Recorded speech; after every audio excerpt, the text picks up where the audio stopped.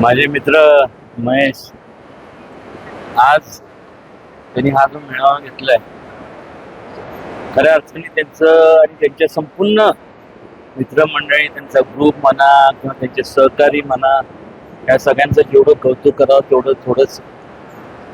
कारण की या अशा धावपळीच्या युगात सुद्धा आज आपल्याला माहित आहे या युद्धजनक परिस्थितीमध्ये आज लोकांची काय परिस्थिती झाली, अशा ह्याच्यात लोकांना रोजगार मिळवून देणं हे सुद्धा म्हणजे हा मेळावा घेण्यामागचं प्रमुख उद्दिष्ट तेच आहे.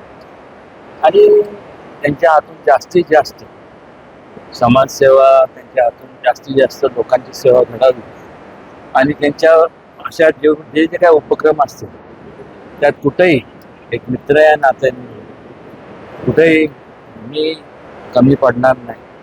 ज्यावेळेस त्यांच्याच बाबतीत काय, पण असे अनेक जे काय तरुण नाही त्यांना कुठेही अशा प्रकारचे म्हणजे सोशल वर्क करत असतात त्यांच्या बाबतीत त्यांना अजून नेहमी सहकार्य राहणार.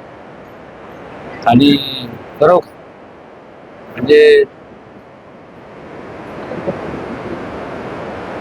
कौतुक करण्यासारखंच 4.5 आज एवढे सगळे तिथनं म्हणजे एवढे सगळे करायचं म्हणजे, आणि त्यात सुद्धा सर्वसामान्य लोकांना केंद्रबिंदू मानून त्यांनी जे केलंय, खऱ्या अर्थाने याच्या एवढं महान कार्य असू शकत. आणि सदैव त्यांच्या बरोबर एक मित्र या नात्याने एक थोरला माझ्यापेक्षा वाणी मोठं आहे, दाढी म्हणून तर म्हणलं कधी हाक मारा, आपल्या सगळ्यांच्या सेवेशी मी आहे. पश्चिम महाराष्ट्रातला मी सांगेन की हा पश्चिम महाराष्ट्रातला सगळ्यात मोठा रोजगाराचा महामेळावा होता.